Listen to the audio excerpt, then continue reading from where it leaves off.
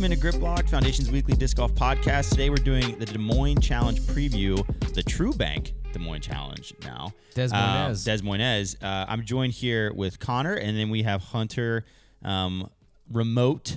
And we're going to talk about all the things going on with Des Moines coming up. We've got back-to-back Pro Tour stops going on, so the excitement just won't stop right now.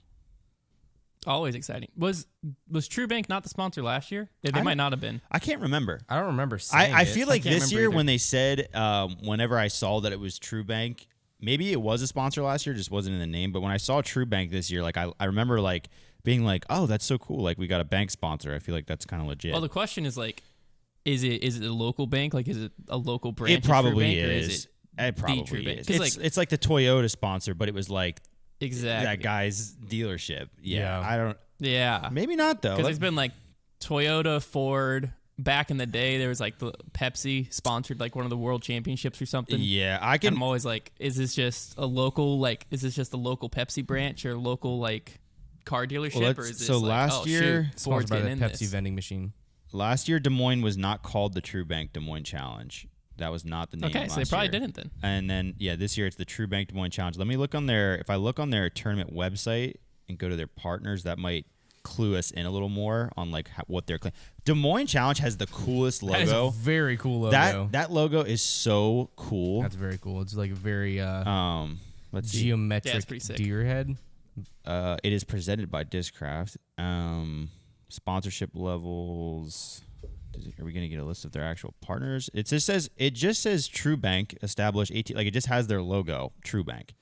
All right. So we're going to go off the assumption. We're saying that's corporate, baby. big boy True Bank. Yeah. For some reason, Hunter, I don't know why, but this like the Des Moines Challenge is like the most memorable like first grip locked that I was a part of. Like I know it wasn't the first grip locked I was a part of, but like it's the first one that I remember very clearly because I remember so much saying Des Moines. We did say a lot of Des. Des Moines. So whenever we did say that quite a bit. We didn't start that though. Who started it? No, Kelsey, because Kelsey thought that was actually how you pronounce that's it. right. That's right. I knew forgot somebody about that. did that. Yeah. I just remember whenever I saw. she probably, hopefully she doesn't hear that because she'll absolutely roast me for outing her Yeah. as the one who started it. But whenever I saw that iconic Des now. Moines, like whenever I saw last week that Des Moines was on the schedule, I was like, for some reason, it had the nostalgia to me, grip locked wise. I don't know why.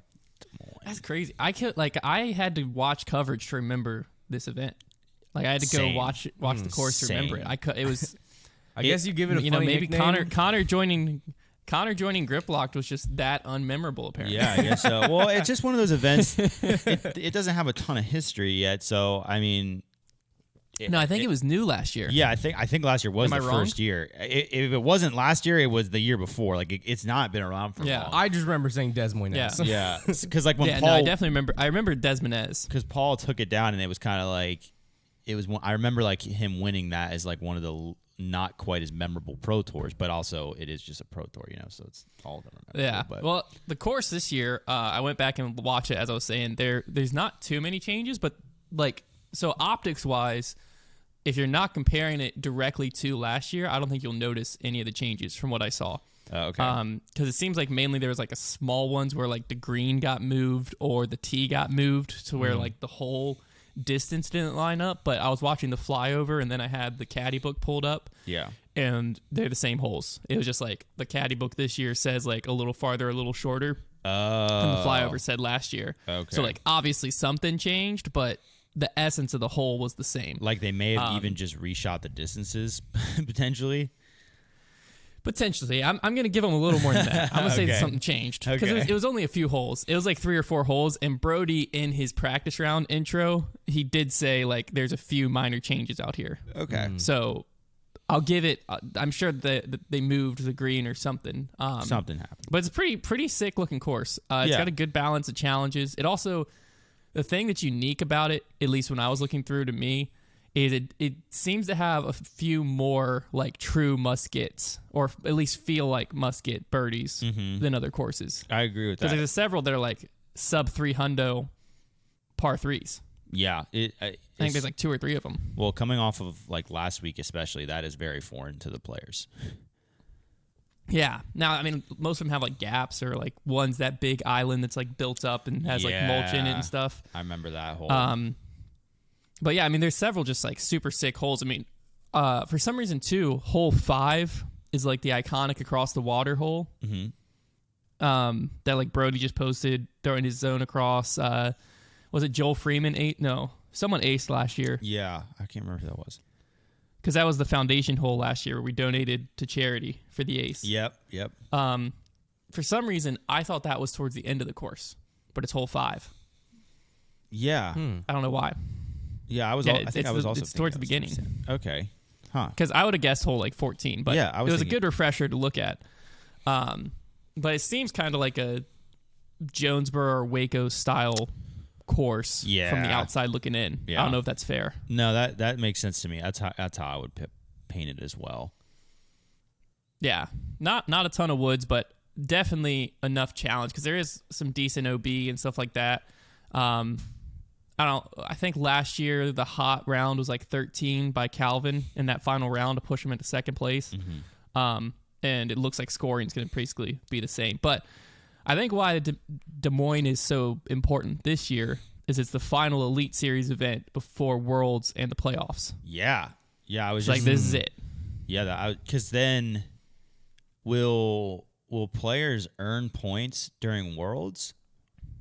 Yes. Okay, they will. More points. They will still earn points. Okay, Yeah. so this isn't quite the last opportunity, but it's getting there. It's not quite the last, getting there. but it's the last like Pro Tour. It's the last Pro Tour chance because there's a Silver Series after Worlds, which I hate that. First off, I don't understand the reason. Why would they make the last chance to qualify a Silver Series? That's and so it's like it's not the Pittsburgh Flying Disc Open, but I think it's an event that replaced it. And I'm like, yeah, I know. It's very dumb to me. I think that's the one that's a USDGC qualifier as well. Probably. Yeah, because like I thought in my head when we went to the season, Worlds was the end of the regular season. Like it was regular season, build up, Worlds, playoffs. Right. But it's like regular season, build up, Worlds, Silver Series, playoffs. Yeah. They haven't. The Silver Series, like I think that they just don't really have a lot of thought to where they put them on the schedule. They kind of just throw them in wherever they think they have time, and I think that it'll probably as Silver Series. Well, I should say if Silver Series become less important as time moves on, like they become more of like the breaking ground, the get your hands dirty kind of tour, like starting out tour sort of deal. Then we won't really care where they're placed because it won't be. But right now, a different thing. Right now, Silver Series are like a baby tour event. Like they're practically some of them really just feel like normal events. So it is weird to throw one in there like that. Yeah, I'm curious. Trying to see what who all's registered for this Silver Series. I mean, like Ricky's going allegedly. This is just registered. Like Ricky, Kevin Jones, Corey Ellis. Like it's not going to be a full field by any means. Yeah. But the majority of the people towards the bottom of the field are registered for it, which makes sense. Because, I mean, like we said, right. we're in crunch time now. So, like, it's time to get your points together. Yeah, I was just mentioning last week some of the names that haven't qualified. You know what's funny is I mentioned, like, I was giving, like, a list last week of, like, names that still hadn't qualified for USDGC, like, that were, like, kind of notable. And, like, one of the ones that I mentioned was Yuli. And, like, some Yuli fan came out of the woodwork in the comment section was like, he's like, dude, that's just like, why would you even throw Yuli into that conversation? Like, he's still got plenty of time. Like, he's definitely going to qualify. And I'm like, I don't think he is. I don't know. It's surprising to me he's in my qualified. top 3 this week, actually. Well, the problem, like, Yuli has not. Wait, Konner, are you serious? No, I'm not. I'm not serious. He's not. Oh gosh, I was gonna say, dude, Trevor's about to make a comeback. No, he was hurt for a good part of the year, and then like he just hasn't had. Like, you have to finish pretty darn high to get a USDGC spot. Because think about the season that Brody had, for example, where he has had multiple solid finishes. You have to have those finishes on the right events because for some reason they just pick and choose around them.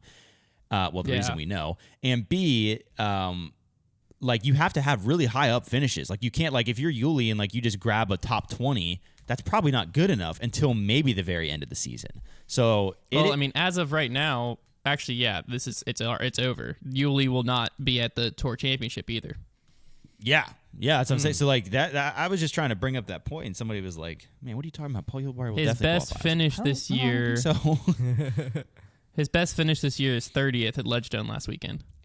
yeah, that's so like that at any event won't be good enough. So like that's the thing I was just saying, and I was just bringing up that point last week because I was like, there are just like another one was Marweed hadn't qualified. You know, a guy that like we were considering going into this year for sure a top 20 player. So it's just interesting how much harder that's getting. He's had a little bit of a rough year. He has. I mean, he this last year, I think Marweed was a I'll call him like a Missy Gannon type player. Yeah. Where he came into form last year towards the end of the year, and he like burned himself into your memory, and you forget that like he struggled at the beginning of the year last year too. I won't say. I think he's doing worse this year. Missy Gannon only came out of the top 5 once this year, though. She didn't struggle at the beginning of this year. She just didn't win. No. I'm saying like into last year, Missy Gannon burned herself into our memory. Oh, right. Because of her finish. Yeah. Andrew Marweed, he had like that Idlewild, and then he played pretty solid after Idlewild, to where going into this year, like when DGA picked him up, that felt like a pretty big signing. Yeah. Yeah. No, But you're right. I think that. He definitely probably set some he had some probably high expectations for him this year. I'd be curious to know where if he just put a lot of pressure on himself this year or what, because he's a solid player. Like I don't know why he hasn't been playing well this year. Yeah, well, with that being said, I mean he is the bubble right now for getting into the Pro Tour Championship. He's 36, which is the last player qualified for the play-in, and Chandler Kramer's the next one out, 3 points behind him. Yeah. So it'd be interesting. Chandler Kramer has 3 events to get into the play-in event. And what's going to be really funny is Eagle McMahon's going to qualify for the Pro Tour Championship with 3 events. Yeah, well, that's just how good he 4 is. events when it's all said and done. He's going to have Worlds, European Open, and then a pretty bad finish at Champions Cup, and then a bad finish at Las Vegas Challenge. That's just assuming that all he has to do is finish pretty decent at Worlds. Well, right now with those 3 events, he's 15 points clear of what am I trying to say? He's 15 points in the play-in event. So that makes sense. He's got to drop 15 points to Chandler Kramer. Yeah, so you would think a top 30 is probably all he needs at Worlds. Mm. Yeah, if he plays solid at Worlds, which he obviously has a chance to win Worlds, he probably isn't even going to have to do the play-in event. He'll probably straight up qualify. Because first at a major gets you 150 points. Yeah, well, yeah. I mean, that obviously that was huge. Yeah, I mean, yeah. I'm glad because I want to see him in the Tour Championship. No, so. Eagles got to be at the Tour Championship. I wonder if he'll even play it though. Probably. That is a good question. With that much money on the line, I don't know. I don't know if you get a Tour Championship invite and just turn it down for even if you're a little bit hurt because if it's I don't know what the purse is going to be this year, but last year $30,000. You don't just I don't think I'll do that one. Especially when the only thing is win. a player like Eagle, if he doesn't, if the money's not the motivator, the title of the Tour Championship doesn't have the historic prestige, if that makes sense. Yeah, no, it doesn't. I mean, it's for sure a money event. It still has a pretty prestigious title. Brody brought up a good point of it's not there yet to where Nathan Queen winning it last year, he didn't lose his mind because he won the Tour Championship. He lost his mind because he won $30,000. Right. And it's for an event where the title doesn't hold prestige yet, the money is what gives it that prestige. And then, 2-3 years from now, I mean, the Tour Championship title, just the name in it of itself makes it feel important. Yeah. Well, and the money, even on the PGA Tour, when they have the FedEx Cup playoffs, winning the FedEx Cup outright, prestige-wise, that is a big deal because that is very hard to win. However, you also cash out $10 million to the winner. Yeah. So even to those multimillionaires, $10 million is no joke. So no, the money with that kind of event, and just if you're comparing it to golf, there always is a money motivator there, and I think it is. I'm okay with an event like that being a money I'm okay with having an event like that once a year that the money is the big deal. It is just a huge money grab. That's just kind of a fun thing because it's so fun to see a player's life get changed by the amount of money they can cash out. I would like to see them change the format to like the head start situation. So I don't think the seedings. I think they put on an entertaining event regardless. Like I think the current format makes for very entertaining golf, but is it the fairest to the high seed? Definitely not. So yeah. Definitely be interesting, though, seeding-wise, to watch these next few weeks. Obviously, the playoff events, you'll still gain points. Yeah. So they have Des Moines, Pro Worlds, Silver Series. Then we go into the playoffs, GMC, MVP, Tour Championship. So really, the points won't really start mattering until we get to GMC, because then it depends, will you even make it to MVP for a chance to earn points? Yeah.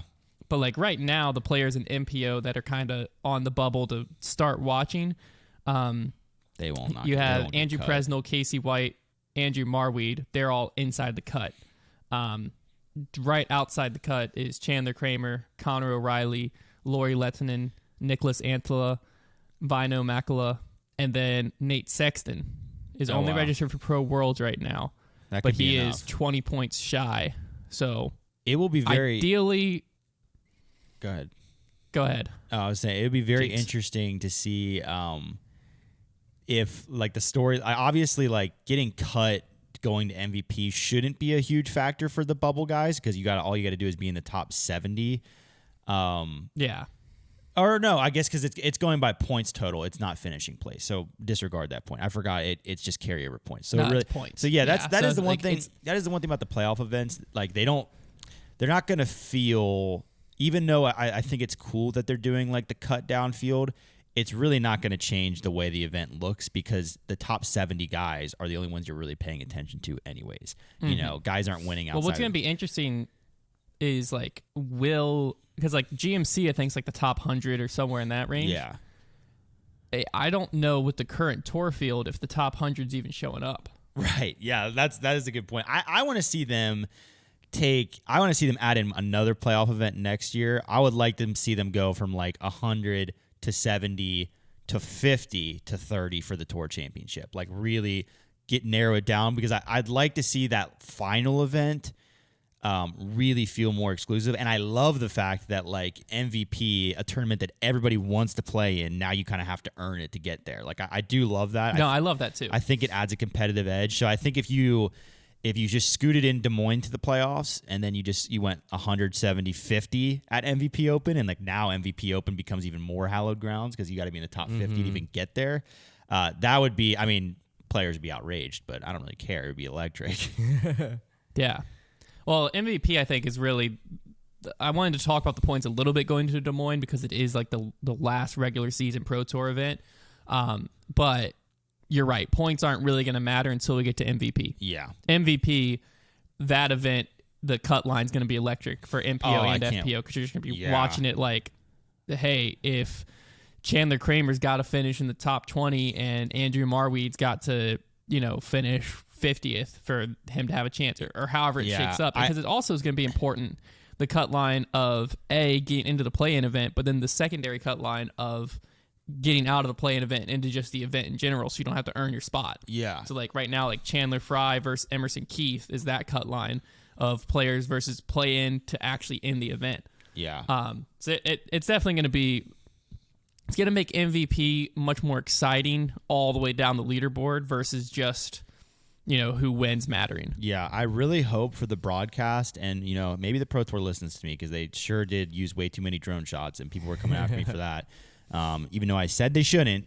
But if they are listening, what they really need to do for the broadcast for MVP Open is have somebody whose job it literally is to be whipping up live scenarios as far as cut line goes. Because like just having the UDisc cut line, just the cut line is fine.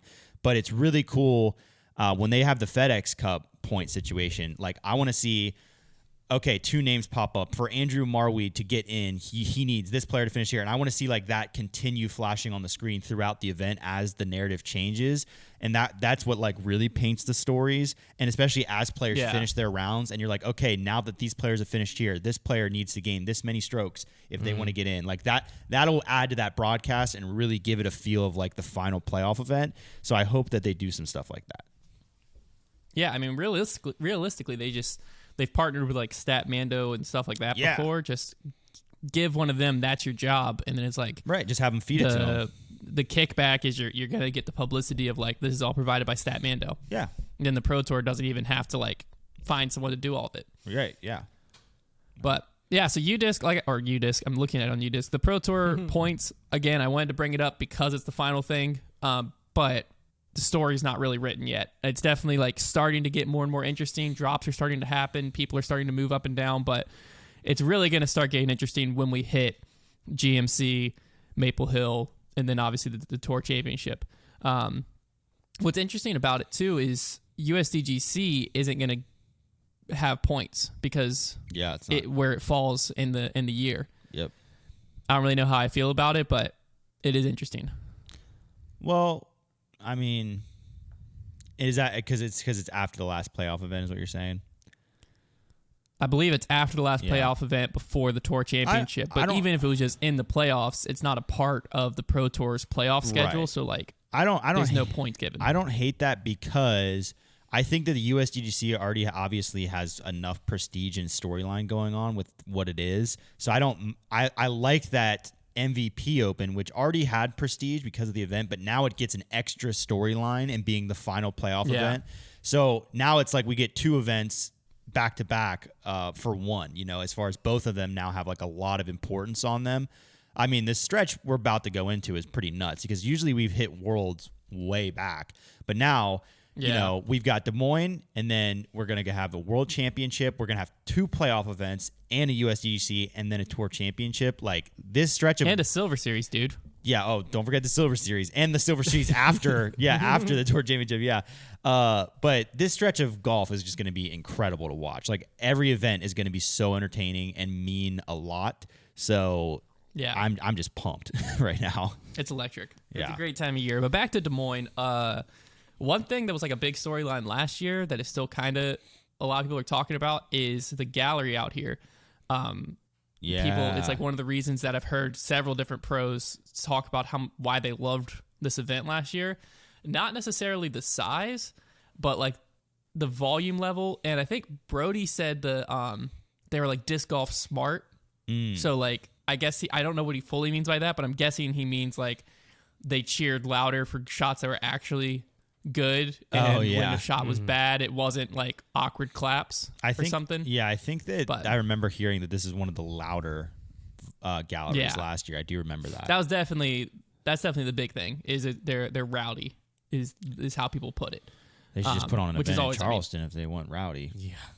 Yeah, honestly, people in the comments are starting to put two and two together that it was the same guy. Yeah, at the different battles and stuff. I'll tell you what, put an event down there with like 10 people in the gallery, it'll be the loudest one you ever heard. Yeah, seriously. Yeah, but yeah, I mean, I'm stoked for this weekend. Another thing that I think just kind of adds to the storyline going into this is obviously Paul won last year. Mm-hmm. It's a course that suits his style, and UltiWorld just published an article noting that this is Paul's longest losing streak, quote unquote, of his career at 12 events. Wow. So they kind of poked the bear a little bit leading into Des Moines and Worlds. And he threw a strike at the White Sox games too. Absolute dart. He did. And he did the shimmy. I mean, It wasn't Ricky was like, low left strike. No, Paul's was right down the middle. That was impressive. Paul's was a piss missile. I would also like to say that I was tagged in that video of Hannum and him throwing on the radar gun, and I think that was a fascinating thing because like I was trying to explain, when people were asking like if throwing a baseball speed wise would be linked to disc golf wise, and I think that video proves that it is not because I could probably get. I disagree. No, because Paul threw 82 with a gather. I could probably get 78, 79 with a gather, and that man outthrows me by like 200 feet. But I was comparing Hannum's forehand to Paul's forehand. Paul's forehand could go 200 feet further than mine, and I could get very close. No, but I'm saying Austin Hannum. Yeah, no, well... If you look at Austin Hannum compared to Paul, Hannum has a bigger forehand, and he was throwing like faster than Paul's. I'm just saying... But I'm just saying it's not always the rule, though, because I would throw similar speed to Paul with a baseball. It would just be the technique separation. Yeah, but Hannum Ham's an athlete. That was impressive. That was very impressive. Well, that's what I was thinking. I was looking at it, and when you brought that up, I was like, yeah, it definitely does, because Austin Hannum, like, his forehand is obviously massive, and you see it right there. Like, Paul got one over 80, but Hannum was like pushing 90, wasn't he? I think he hit 90. I think what I'm mostly saying is I'm a fluke, but that was all. Well, I think it's just, What you're once saying you is have should be technique, throwing then further. it matters. Yeah, no, You have the arm to throw farther. You just have to just figure need something technique, else out. Man. Just need the technique. Yeah, That's it, I mean, man. you're in a great spot, dude. Like you always Yeah. tell people, you're in the perfect I'm spot. in the perfect spot. Fastest far, smoothest slow. Yeah. That's right. Yep. But I think this Macbeth losing streak thing, I think it speaks to two things. It speaks to how good the field's gotten, obviously. I think that's the most obvious one. Yeah. But it also speaks to how insanely good of a career Paul's had to have 12 losses in a row be like a big losing streak in golf. And the other thing is, I'd be curious to know how many times in his career he's even gotten close to this. Like it's not even like he usually goes 8 at a time before winning. Like he probably has only had streaks of more than like 7 or 8 events, maybe a few times ever. Like this is not. So it goes 2017 was his previous longest at 11 from September to March of 2018. So that kind of went over the offseason and into the next season. Then his other one that was at 11 was back in 2009, which was like one of his first years as a pro. Yeah. Not often. Then his other one at 10 was in 2012, which was the end of the year from September to December. So I don't know what events was going on during that. And then his next one down is 8, and that was in 2008. So realistically, in the modern current era, once it was 11 in 2017, which was that was his back injury, right? Yeah, I think so. So typically he doesn't lose more than like 7 in a row, like ever. Yeah, that's a safe thing to say. That's crazy. Yeah. So, but I mean, he wasn't dealing with young Paul's guys like Gannon Burr before. It's true. Exactly. Well, that's what I was explaining it to someone. I forget who it was. I feel like it was a non-disc golfer that was just asking me. But I was explaining it to him, and how I explained it was previous years, even up to like last year, if Ricky or Paul played basically as good as they could, no one could touch them, period. Yeah. There was no one in the world that could play at that level. Now, if they play literally as good as they could, I think that's still true. But if they play as good as like previous years was like no one's touching us, there's now like 15 guys that might have a just insane weekend and do the same thing. I mean, it's insane. So because before it was like Eagle might be able to do it. Like there's like a few players that like if they popped off, they could do it. Yeah. Now it's that few players has extended to like the top 20. Yeah. And so now it's just like week in and week out, someone's going to. Right. So it requires your actual best every weekend versus before you could slip up a little bit, and as long as you still beat Rick, Paul was going to win. I think we are officially at the place, and it happened quicker than I even expected it to, but we are officially at the place in disc golf now where a 1-win season is a great season. A 2-win season is an incredible season, and anything more than 2 wins. Rick's got 3, right? Yeah, I was saying anything more than 2 wins is like very special season. Like that's just kind of where we're at now with disc golf. 3 wins is borderline dominant. Yeah, like that's just how it is. Like if you go in there and you get a win, like there you had yourself a season. Like you won a pro tour. Like that is very hard to do right now. Yeah, I mean, it's hard to look at it and not think that Paul's contract is what pushed us here. Oh, with the you're talking about the parity in the field? 10-year, 10 mil.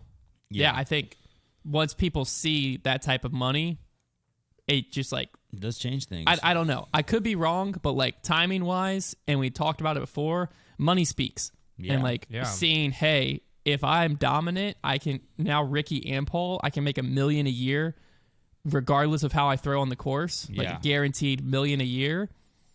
I mean, it's no shocker that we have people coming out the woodwork and we're like, holy frick, that guy can play, huh? Yeah. And it's like, well, because previously it was a big risk to quit your day job if you were that good at disc golf, because it's like, man, I don't know, it's all the stars got to align. Now it's like, hey, I can probably, if I have a solid season, it's not unreasonable for me to get a 6-figure contract. Yeah. Well, and because like the top guys are getting 7 figures. Right. And the crazy thing is too, with the COVID boom, I have already met so many people that are like near 1,000 rated who started playing in 2020.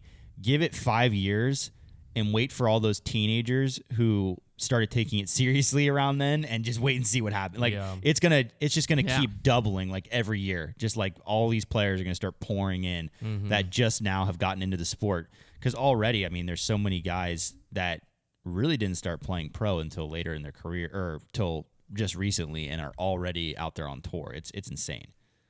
Yeah. Well, that's where we need the tour card's got to happen fast, and I think it is happening fast. I think the Pro Tour is aware of it.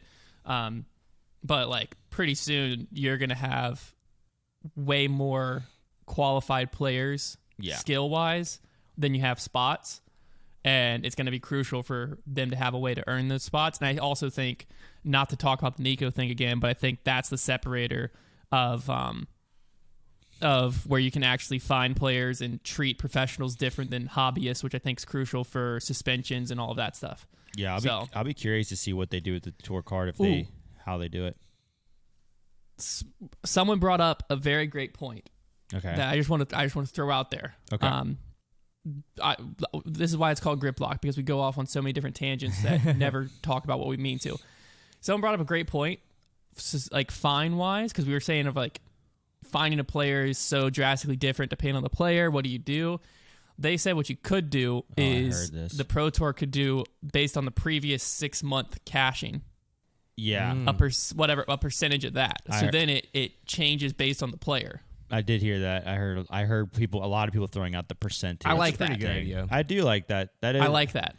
That is a good idea. I think that's a good way to do it right now. So then you basically just adjust the if you're percentage someone that like never on cashes, how harsh it is.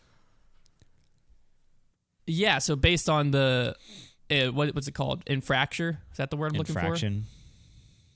The infraction. Based on that, based on how severe that is, it would change how severe the percentage it is. But that way you'd never have to worry of like, oh, we're finding this guy $300 and he's a millionaire. That's a slap on the wrist. And then, oh shoot, we're finding this guy $300 and like if he didn't cash at this Pro Tour event, he couldn't afford the next one.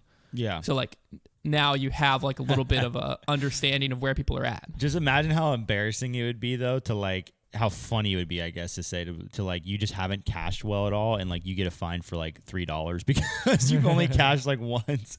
Like they actually write out a fine. It'd probably be like a fine maybe plus maybe there's a minimum event or two suspension. Maybe there's like or something, or maybe you put a minimum in of like $100. Yeah, because I think $100 is fair. Where like depending on the infraction, of course, $100 is fair to where people can figure it out. Like, if you need to drive a little bit more for DoorDash or something, like people can figure out $100. Yeah, people can't figure out $5,000 or something like that. But $5,000's like what you would need to charge someone like Paul or Ricky to make it like make sense. Yeah. So, yeah, I thought that was fascinating. But last year, Des Moines, back to where we were. It wasn't super well attended on the MPO side, but that's not the case this year. And last year on the FPO side, they only got 2 rounds in because of weather. So looking at last year's event doesn't really give us the full story on anything. But for FPO, if what I've said previously is correct, and it does play like Jonesboro, Idlewild, Waco, etc., those type of courses, those are all the ones that have given Paige the most trouble this year. It's true. So it'll be very interesting to see how she comes out the gates this weekend, because last year she did okay. Going into the second round, she was tied for the lead, and then dropped off and lost to Missy Gannon, obviously. Yeah. But again, that was only 2 rounds, so it's like, would she have done something in the third round? We'll never know. Would she have fallen even farther off in the third round? We'll never know. But this is also Missy Gannon's like breakout win last year. Yep. So now she has she's defending her title and riding the momentum from Ledgestone. So it'll be interesting to see, like, is that too much pressure? Or is she going to be just fine? Yep. I don't know. That'd be interesting. That's pretty much all I had for actual, like, event coverage stuff. Do we want to get into the predictions, or is there any storylines y'all have that I missed? Yeah, no, I mean, what I saw, there's not a ton for this event just because it doesn't have a lot of history yet. So, and last year, like you mentioned, it was cut short for FPO, wasn't fully attended by MPO. So now I think we're just going to kind of have to go into this one with not a ton of expectations and just see what happens. Yeah, it should be a fun event. The course looks great. Having a full field out there should be great. A lot of the players showing up that weren't there last year. I think the course will suit them well. So very excited for it to start tomorrow. But going into the predictions points-wise, just a reminder of the standings. I'm in the lead at 108 points. Konner is in second at 74 points. And Trevor is in third at 60 points. Okay. All right. All right. Konner, start us off with your MPO predictions. I'm excited about this prediction. I feel like I've hit it on the dot. I went with my gut this week because last week my gut was correct, but my heart was wrong. And so this week I'm ignoring my heart. It's like the Mumford & Sons song, right? Yeah. Yep. My head told my heart. Weep, little lion man. We're on the same page. Yeah. Yeah.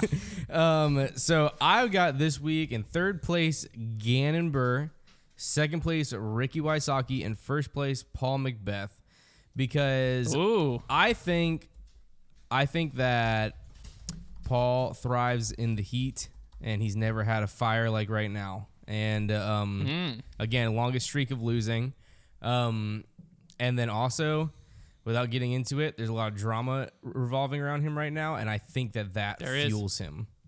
I think that's gonna give him more bragging rights, and he's gonna take that opportunity. I like it. Trevor, I've got a bit of a different spin. I'm gonna take Paul in third.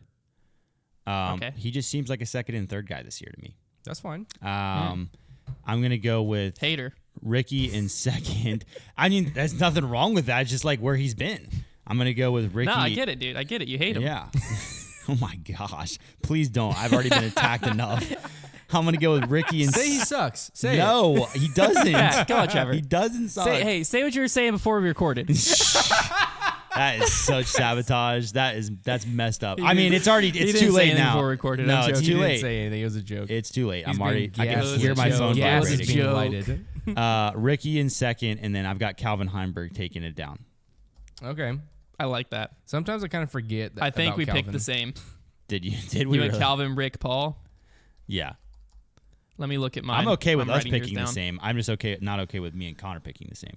Yeah, well, we picked the exact same. I went Calvin, Rick, Paul. Great minds. I knew I actually was feel I feel good about there. that. If you and I are picking the same, but Konner isn't, although that's what used to happen when Konner was beating us, so maybe that's not good. That was true. Well, Calvin those shredded days? the final round last year, popped up. Yeah. So I feel like, and Calvin's been having a very good season this year. So I feel like, sure, he could win. Ricky, obviously, he's won 3 times. This course will suit him just fine. Mm-hmm. Every course suits Ricky fine. And Paul, I feel like I can't not have him in the top 3 for this event because, like Konner said, there's a lot of factors that would point that he should play well here. So I don't want to be an idiot and not have him in my top 3. Yeah. So I feel like those 3 guys, that's like the safe top 3. I feel like surely at least one, if not all 3, are going to be in the top 3. Mm-hmm. I'll just roll on with my FPO while I have it pulled up. I've got Paige Pierce coming in third, mainly because I don't think she's going to win, but I'm not confident enough in that to take her outside my top 3. Yeah. But it wouldn't surprise me. I have Haley King in second, mainly because I think she could win here. Very interesting. I think this course would suit her well, but I'm not confident enough to make her my winner because Kristen Tatar, I think, will win. There you go. That's it. Kristen, Haley, Paige. I think those are good picks. I've got Paige in third also. I have Kristen in second, and I'm going to pick Missy Gannon to win. You think Missy Gannon's going back to back? Back to back. Here's a stat for you. Love it. Here's a stat for you. Can't wait. Last season, from the beginning of the season up to the beginning of August, she average finish was around eighth place. From that point on, average finish, third place.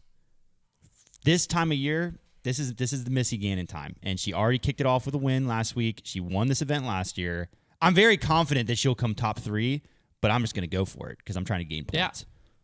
Right. Only reason I didn't put Missy in the top 3 was I don't know how she'll react defending a title plus coming off a massive win. Just asked her yesterday. She's not worried.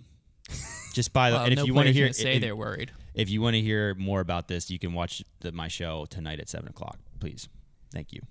But spoiler alert. And next week you'll actually have. Next week Trevor will actually have me on the show. So that'll be actually not super true. exciting. next week I have a Next week. best-selling You're author. not like going it. to miss that episode. You'll like it, Hunter. It was actually really fun whenever we recorded the Best-selling- episode with me on there A yesterday. best-selling author. Yeah. Best-selling author. I haven't written anything. Your You're giving personal me a week memoirs. to get that title, dude. Okay. Connor, what do you got? My FPO picks. I also put Paige in third. Same exact Okay. reasoning, Hunter, because I feel like I'd be a Yep. crazy person to try to believe in my heart that she's gonna win whenever she's let me down, but also I'm too scared to take her out of the top three. Your head tells your heart this time no. You know what I mean? My head isn't usually a factor. It's just between my gut and my heart. Yeah. I gotcha. So Paige third. I've got Val in second. Valerie Manhano. I like that. I like that. And then in first place, I also have Kristen Tatar.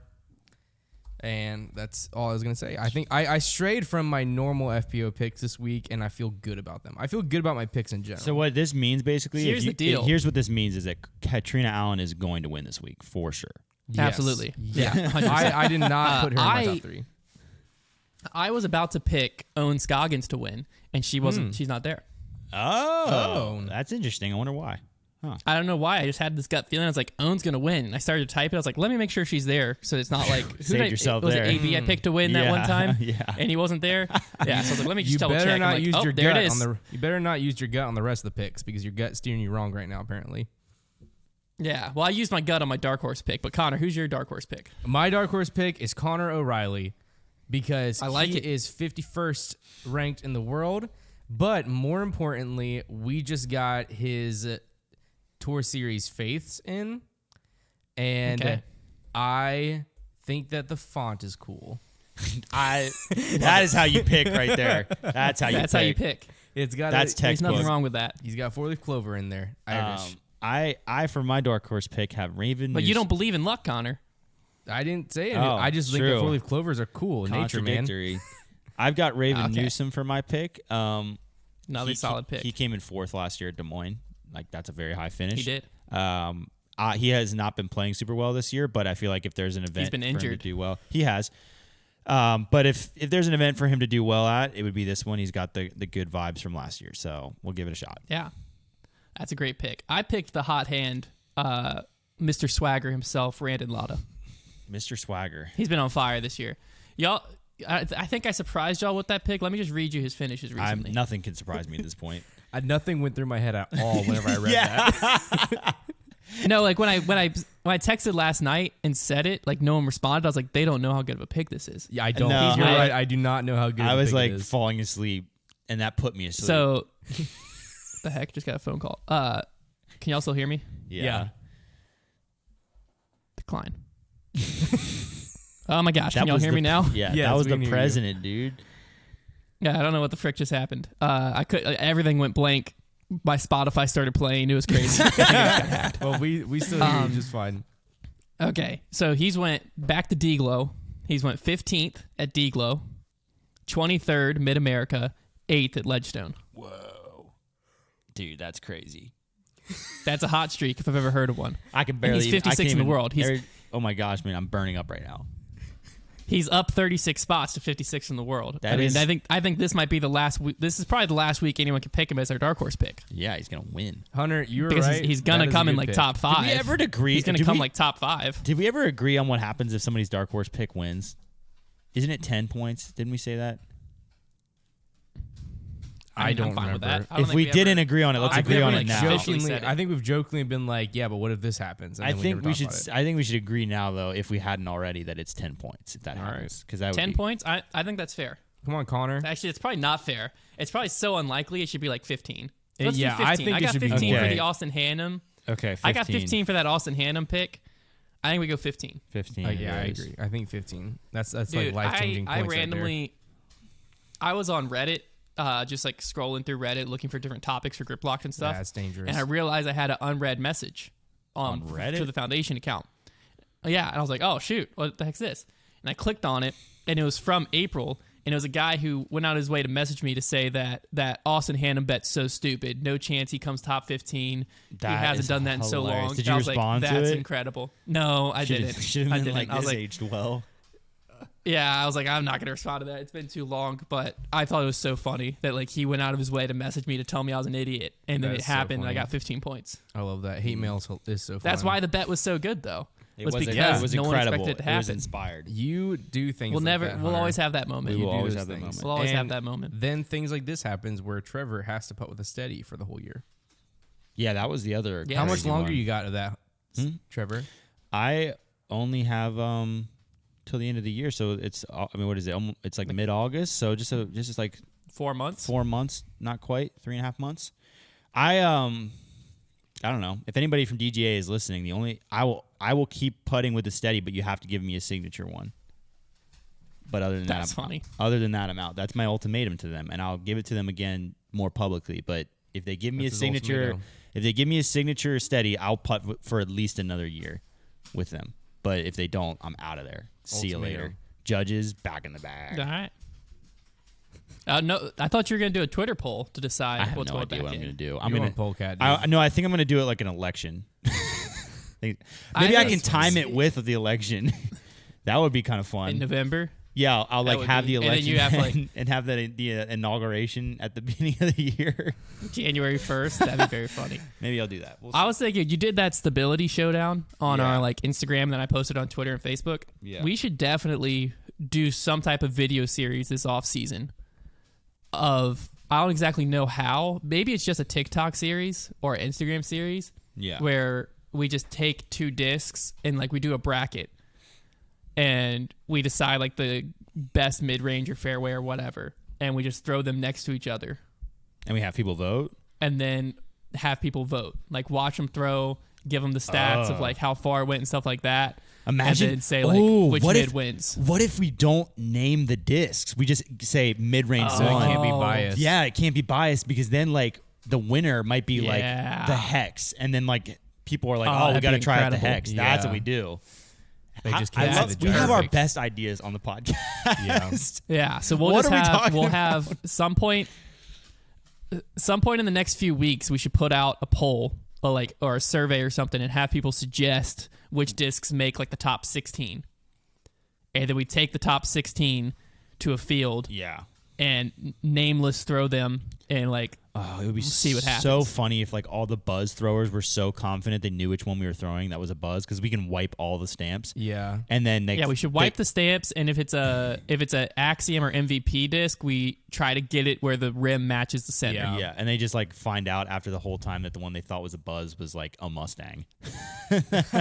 Yeah.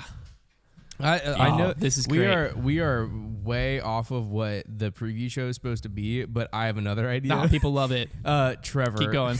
I think that I now like your idea of doing an election with your putters, but I think that you should assign each of us in the office with a putter that you're thinking about, So you can debate. and let us be the representative for that putter. So like That's we can funny. also do like we have a to go video. live and debate it. Yeah, and then we literally will like step up and have like a persona and just have the disc like taped to our chest and like be that disc and like debate for that disc. Okay. I love Debate that for the idea. disc, and then in the live stream we have the link for people to go vote immediately after the live Oh stream's my over. gosh, Okay. Well, This is man, great. this is This a great off season's idea. gonna be fire. off season's looking big right now. Mm-hmm. Can't wait. All right. Well, if you're excited for Des Moines now, coverage starts tomorrow. You can catch it live on the Disc Golf Network, and then obviously Jomez, Gatekeeper, GK Pro, your typical channels will have the post produced the next day. Should be a fun event, and yeah, we'll break it all down on Monday when we're back in the studio. Cool beans. See you then.